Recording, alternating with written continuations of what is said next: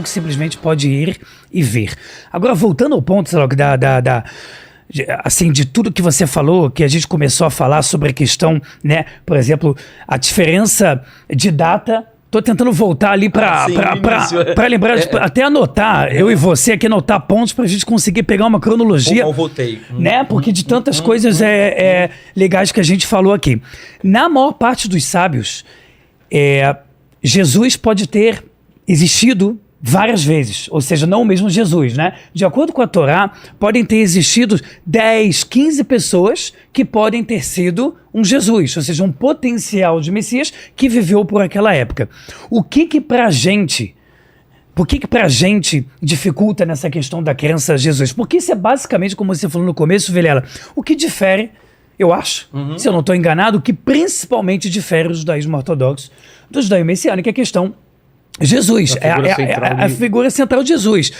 Pra gente, a Torá, ela é insubstituível, ela é perfeita. Qualquer coisa que venha depois, pra gente, ele é uma dúvida. Entendi. Uma dúvida que, para que ele se torne certeza, ele precisa ser 100% uma prova cabal. Por quê? Porque é igual a história de você pegar uma Coca-Cola e chegar pra você, Vilela, Tzadok, tem uma Coca-Cola aqui, mas tem 1% de chance de ter um veneno. Fala, não, se tiver 99%, mas tiver 1% de veneno, eu não tomo. A visão ortodoxa judaica a gente tem uma Torá de milhares de anos tão meticulosa que a gente sim, né, tem medo de qualquer coisa a gente acabar entrando em idolatria ou até profunda idolatria. Quais são as principais críticas judaicas? Narmânides, por exemplo, que foi um grande rabino, que eu imagino que você também conheça, né? Narmânides, que veio do século XIII, ele debatia muito com cristãos. Eram botadas regras nele que ele não podia usar certos argumentos, porque sempre o antissemitismo, ele perseguiu os judeus de uma forma que fica muito difícil você usar todos os argumentos à vontade, porque tem certas coisas que se você falar é extremamente ofensivo. Né? Se você tratar uma figura tão importante que é Jesus para cristãos ou para o judaísmo messiânico, de certa forma, muitas vezes como o judaísmo vê, é muito delicado, porque você está falando do Deus de alguém. É igual você chegar na Índia e falar, pô, essa vaca aqui deve dar uma carne maravilhosa. E o cara falou, você tá brincando com o meu Deus? Como é que você fala disso? Como é que você aborda esse assunto de uma forma direta? Então, pra gente, o que acontece? A Torá, ela não existe 2 Torot. Ela não existe 3 Torot. Ela não existe 3 histórias da Torá. Não existem várias histórias da Torá. Mas, na nossa humilde opinião, acho que um dos principais motivos que o judeu nunca se convenceu de Jesus ser Messias é a questão de várias ou versões ou interpretações sobre o que Jesus foi.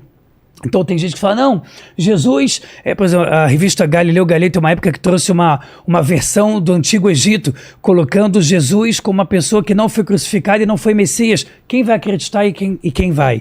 E se para algumas pessoas Jesus realmente ele prometeu fazer tal coisa e não fez? Para algumas pessoas vai dizer, não, ele sim fez porque a gente tem fé. Ou outras coisas como, por exemplo, que aí a gente pode falar que é uma bem central, que a gente não consegue aceitar, é a famosa questão de Jesus de Nazaré. Né, que eu imagino, sabe, que você também já deve ter obrigado, muito obrigado. Que eu imagino que você já tenha ouvido o que a gente judeu pensa. Quando é falado, por exemplo, que Jesus, até queria ouvir a opinião de vocês sobre o tema, quando é falado que Jesus, voltem para suas casas natais, o Jesus vai nascer de Nazaré, como está escrito, menino de Nazaré e tal. Aí vem os judeus e falam, mas cadê essa profecia? Se é uma profecia, ela precisa existir na Torá, porque a Torá ela é a base até dos cristãos para encontrar profecias. Quando o cristão hoje em dia conversa com você dizendo, olha, tal coisa do Novo Testamento é verdade, normalmente ele se baseia onde? Na Torá. Ninguém diz que tem uma profecia, mas ela é fora da Torá, a não ser que tenha uma outra religião que não tenha nenhuma ligação. Então, pra gente, se não for algo certeza absoluta, pra gente não faz sentido. Um dos motivos é essa questão de Jesus de Nazaré.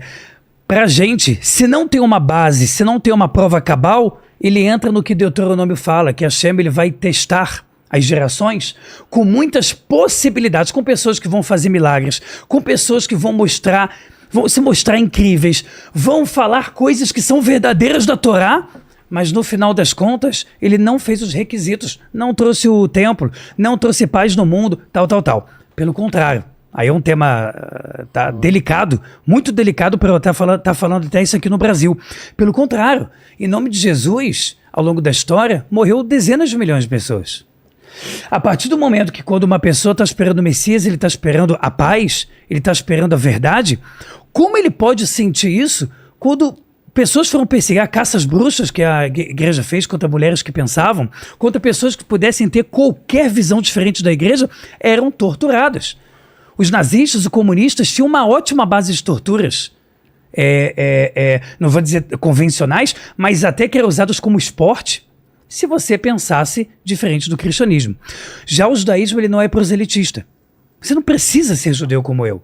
É muito comum você encontrar pessoas de igreja evangélica em locais judaicos ou na rua panfletando, dizendo vem, e você é judeu, e o cara te vê com um kippá, ele vai tentar te convencer.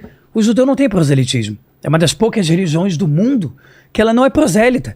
Ela não precisa ficar o tempo todo em cima de você te convencendo. Por quê? Porque o judeu aprendeu de forma muito dura e muito dolorosa, de que quando você tenta forçar uma pessoa a ter a mesma fé que você, não só você não vai conseguir convencer ninguém, você vai trazer só destruição. Então, pra gente, quando hoje em dia você tem no catolicismo mais de 500 santos canonizados, que é uma idolatria de acordo com o judaísmo gravíssima, isso acaba vindo de uma história que, por mais que não foi Jesus que falou abertamente, eu acredito que não foi, mas veio de um simbolismo de Jesus. E Deus é tão perfeito, por que ele deixaria vir de um personagem? Por que Deus deixaria vir de um personagem tão central coisas tão ruins? Por que Deus deixaria isso acontecer? Deus, ele faz tudo para o bem. Claro que o ser humano tem as suas escolhas, mas por que Deus deixaria, através de uma pessoa tão central para muitas religiões, acontecer tanto sofrimento, tantas estátuas, tanta idolatria, tanta morte, tanta destruição? Então isso pra gente é mais do que uma prova de que não faz sentido pra gente. A Torá, ela é perfeita, o islamismo considera a Torá perfeita, ela fala também Deus criou o mundo em 6 dias, descansou no 7º. O cristão fala Deus criou o mundo em 6 dias, descansou no 7º. Mas a gente vê nas atitudes cristãs, eu não sou nenhum perito do Novo Testamento, quero aprender e ouvir muito que o Tzadok vai falar. Mas a gente vê coisas básicas mudando. Pra gente o Shabat, que é o 7º dia, é o dia sagrado. Mas a gente vê, pelo visto, teve alguma questão com o Concílio de Nicéia, Constantino, que era pagão, né, e tinha um deus famoso, que era o deus Mitra, deus do sol. E o Deus do Sol vem de Sunday, que é domingo, onde ele começou a ser idolatrado. Então, Shabat virou domingo. Só que a Torá não fala em domingo. A Torá fala em Shabat como dia sagrado. O paganismo de Constantino, que era Mitra, era baseado numa mitologia que não só existia no paganismo, como existia em várias outras mitologias, que quando um judeu vai estudar história, ou qualquer pessoa, ele vê que bate com muita coisa que cristãos contam de Jesus. Uma pessoa que nasceu em 25 de dezembro, muitas mitologias, né, tem a mesma coisa. Ele nasceu de uma mulher virgem, ele morreu e ressuscitou 3 dias depois, ele era como Deus, ele foi crucificado, várias mitologias. E por algum acaso, a história de Jesus foi exatamente contada, não estou dizendo que sempre igual com todas as formas, mas muito parecida. 25 de dezembro, filho de uma mulher virgem, crucificado, ressuscitou em 3 dias e era como Deus. Solstício de verão, né? Exatamente. Então, quando você pega essas mitologias, a gente fala, caramba, isso pra gente acaba fazendo menos sentido ainda. Então, na minha opinião, por que é tão importante sim escutar todos os lados? Sabe por que pra mim é muito importante escutar todos os lados? Porque o judeu ortodoxo, ele se sente numa posição muito segura. Nós temos a Torá, que ela é eterna e insubstituível. Então eu tenho uma coisa que eu tenho certeza que ela é perfeita, que o cristão considera perfeita, que o muçulmano considera perfeita. Daqui pra frente, ou é Deus falando de modo revelado, ou tem precisa de uma prova cabal. Porque senão a coisa pode se perder. Mas aí eu vou concordar com o irmão, o Rabino Eliarro. Veja, a nossa base também é a Torá. Nós não cremos que o Shabat foi anulado. Eu creio que nós devemos olhar a Torá. Agora, em relação... Vamos pegar... Ele trouxe vários pontos interessantes, né? Eu vou tentar me lembrar de todos, mas, por exemplo, algumas coisas erradas foram feitas em nome de Yeshua, de Jesus? Foram. Cruzadas, Inquisição, pogroms. Agora, a questão eu vejo é o seguinte, por exemplo, houve um caso famoso de Israel, Baruch Goldenstein, que era um ortodoxo, que ele pegou uma arma, chegou atirando em tudo quanto é muçulmano, matou 29 e deixou 125 feridos. Um judeu ortodoxo, né, que cometeu esse ato. Eu pergunto, será que Moisés, entendeu? Ele é culpado porque ele saiu matando em nome de Moisés, né? Quando eu estudei na Universidade Max Stern, na Galileia, houve uma época que saiu no jornal lá, quando eu estava estudando, que jogaram uma bomba, ortodoxo, uma bomba incendiária na casa de um árabe, pegou fogo e morreu um recém-nascido. Um recém-nascido morreu queimado. Existe fundamentalismo, a gente sempre pensa de árabe, que geralmente é mais, mas existem algumas pessoas que fazem isso também. Então a pessoa, sei lá, matou o recém-nascido em nome de Deus, em nome de Moisés. Ou seja, desvios existem sim. Então a primeira coisa que eu quero distinguir é, Yeshua ele falou até para amar o inimigo. Se a gente olhar o que ele disse, amar até o inimigo. Ele nunca endossou cruzada. Pelo contrário, quando ele estava sendo crucificado, e aí deixando claro, quem pediu até a morte dele eram os líderes, os líderes, né? Muita gente, o povo inteiro, não era o povo inteiro, os líderes que até o Talmud atesta a corrupção dos saduceus. Os saduceus eram corruptos, ligados a Roma. O Talmud também fala de 7 espécies de fariseus, 7 espécies. Um é o fariseu do amor, e os outros, o Talmud vai colocando coisas negativas. Então, quando ele estava sendo crucificado, ele fala, Pai, perdoa-lhes, eles não sabem o que fazem. Ou seja, a postura de Yeshua, de Jesus, sempre foi em prol do povo de Israel, mesmo os sacerdotes corruptos ligados a Roma, mesmo alguns fariseus que também se apostataram ali, mas ele nunca endossou isso, né? Então esse é o primeiro ponto. Agora vamos voltar a um ponto muito interessante, as profecias, né? As profecias. Primeira coisa, Daniel, capítulo 9, famosa profecia sobre as 70 semanas de Daniel, 70 semanas. Se você pegar, e está até escrito ali, tudo que Daniel profetizou em Daniel capítulo 9 vai ocorrer até a destruição do segundo templo. Ou seja, até o ano 70. É uma profecia que fala sobre a vinda do Mashiach ainda no primeiro século. Ou seja, o Messias teria que vir no primeiro século. Os cristãos falam muito isso, mas existe uma coleção comentando o Tanar da editora ArtScroll, que é uma editora judaica de Nova York, comentando o seguinte, olha, pelos cálculos de Daniel, o Messias teria que vir no primeiro século. Só que para os judaísmo ortodoxo ele não veio. E aí está escrito nesse livro ortodoxo o seguinte, muitos eruditos defendem que Daniel errou a profecia. Olha só uma coisa interessante. Então, Daniel profetizou que o Messias teria que vir ainda no primeiro século.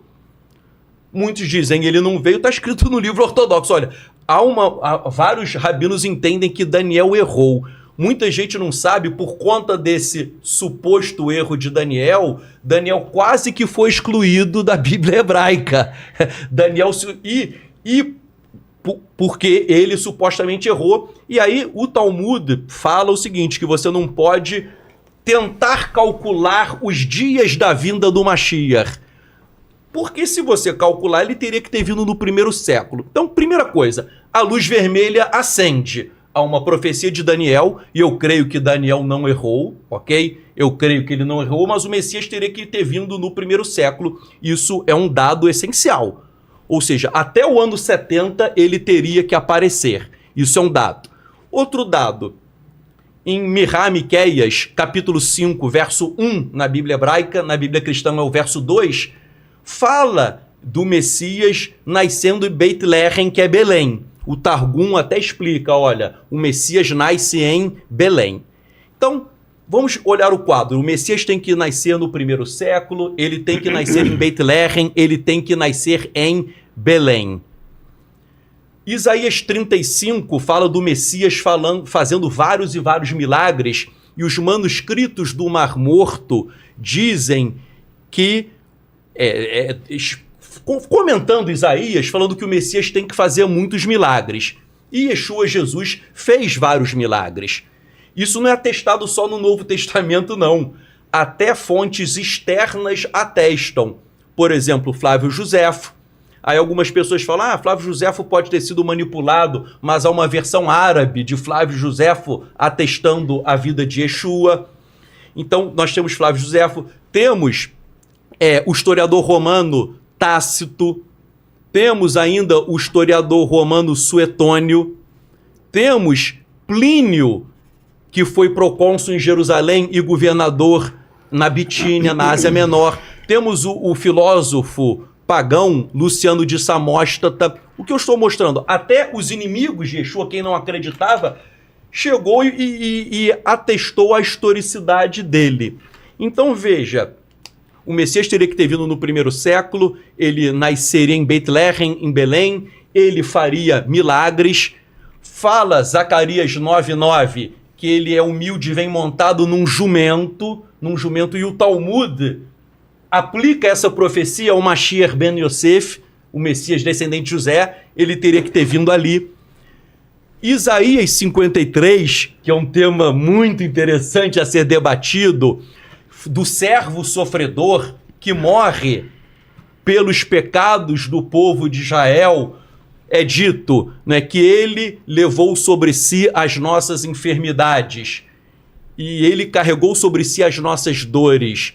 E é dito que ele foi ferido por causa das nossas transgressões.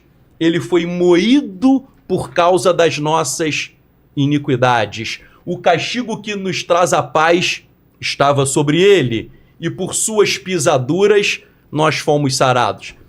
E Deus, revelando a Isaías, ainda fala, né? Ele, o servo sofredor, ele foi ferido por causa do meu povo. Ele foi ferido por causa do meu povo. E as iniquidades do meu povo irão recair sobre ele. Então existe essa profecia de Isaías 53, e essa profecia de um servo sofredor que morre, o judaísmo hoje diz que o servo sofredor é o povo de Israel e não o Messias. Porém, olhando as fontes antigas, o Targum fala que o servo sofredor é o Messias.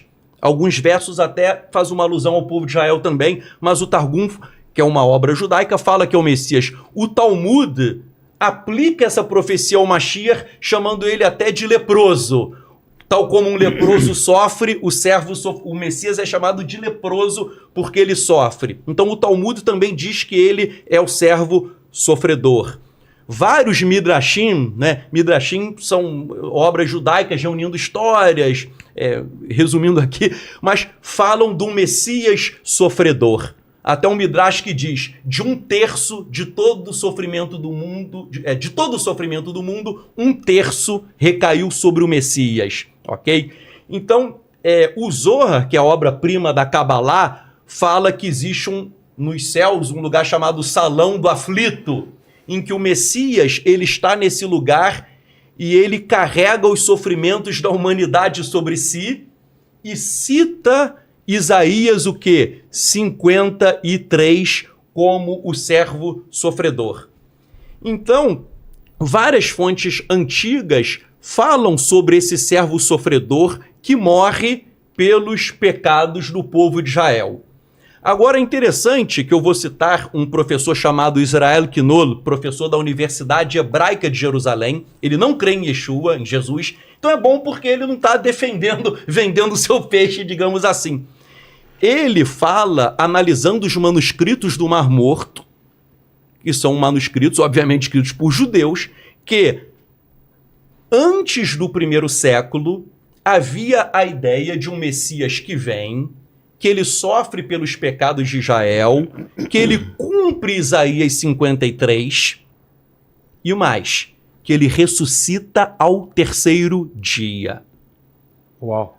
E isso ele tira de uma pedra chamada Razon Gabriel, a visão de Gabriel, a visão do anjo Gabriel, uma pedra datada do ano 4 antes de Cristo,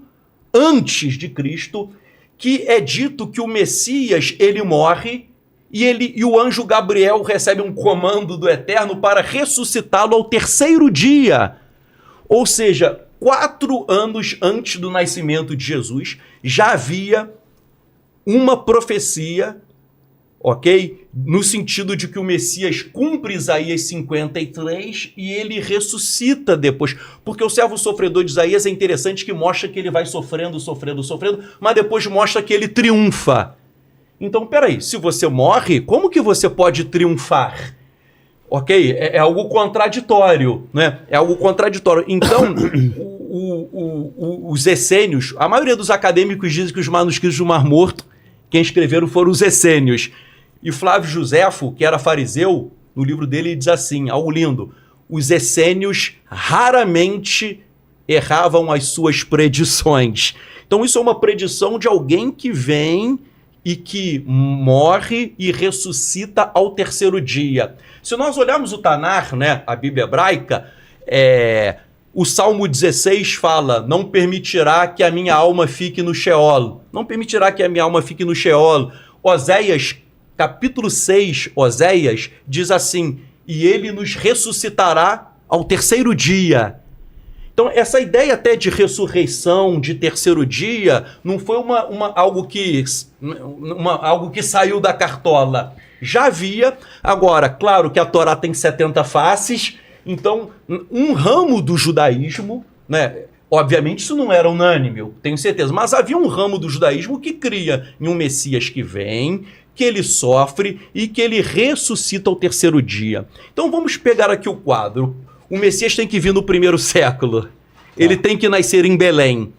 Ele é humilde e montado em um jumento. Ele sofre pelos pecados do povo e ele ressuscita ao terceiro dia. Começa a acender uma luzinha vermelha daqui. Ou seja, quem é a pessoa no primeiro século que se enquadra nisso?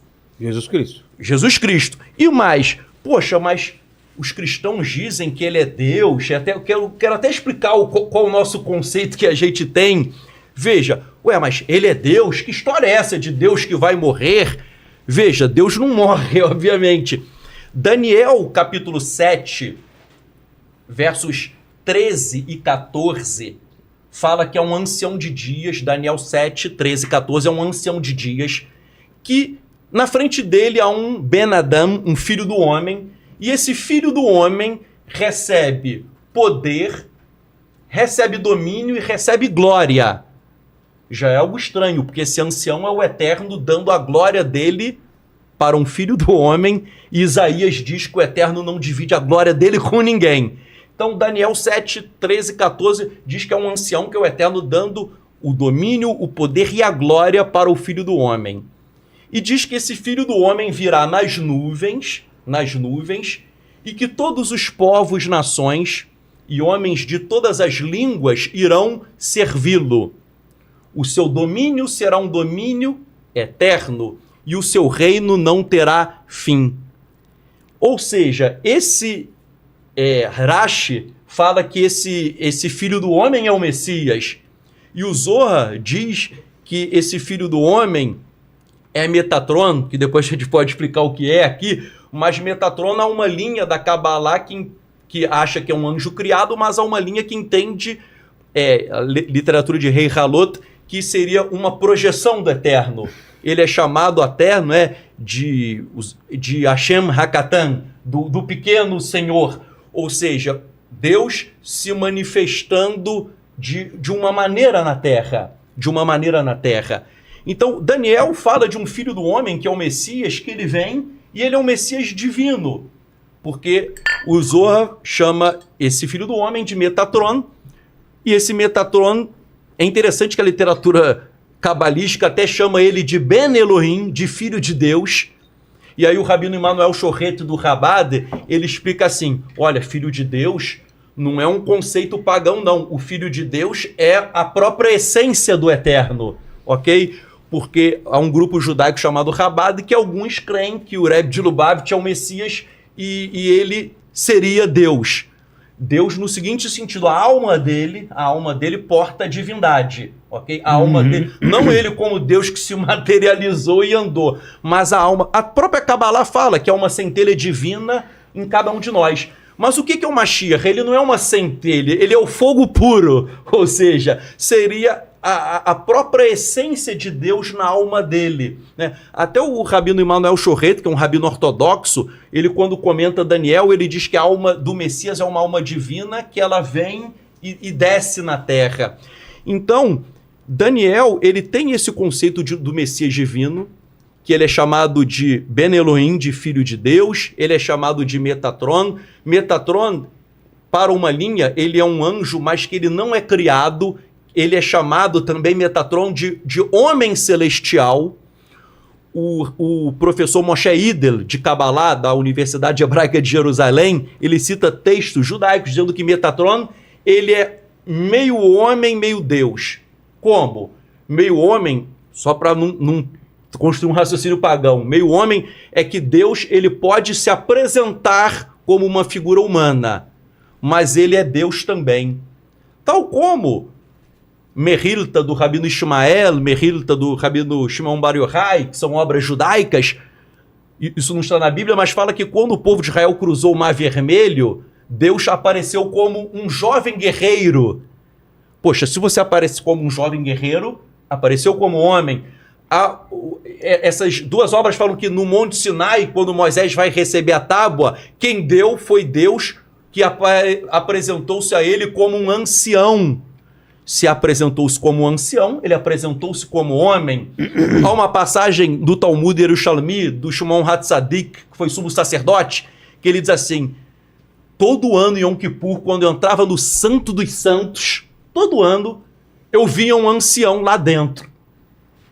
E esse ano o ancião não apareceu.